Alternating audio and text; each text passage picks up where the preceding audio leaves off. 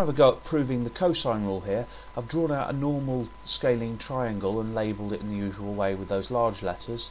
Now the small letters need a bit of explaining. Firstly, I've taken this length AB and extended it in both directions. This is called AB produced, and we'll talk about that later. I've dropped a perpendicular from this vertex to this line and called that point D. This length called H.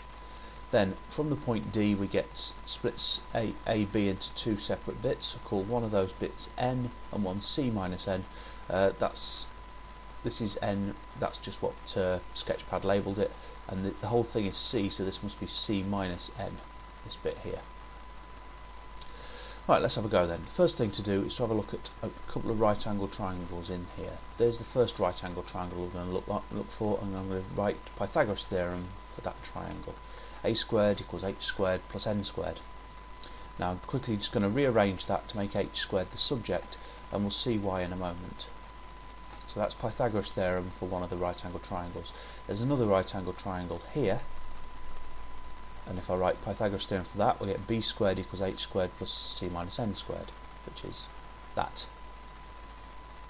Now I'm going to multiply out those brackets. And the next thing to do is to substitute in the value of h squared from this equation. So get rid of this h squared and replace it by a squared minus n squared. And so that all becomes this. The n squareds now cancel. It's looking a bit neater here. So we're left with that. So that's with the n squared there cancelling with the n squared there. It's minus n squared and plus n squared. So we're left with this. Looking a little bit more like what we're expecting perhaps. The next thing is, well, what is n? We don't want n, we invented n, or at least Sketchpad invented n as I labelled these points. Well, look at again this right angle triangle. Now the cosine of the angle B equals adjacent over hypotenuse. So cosine B equals n over A. And if we rearrange that, we get n equals A times the cosine of B.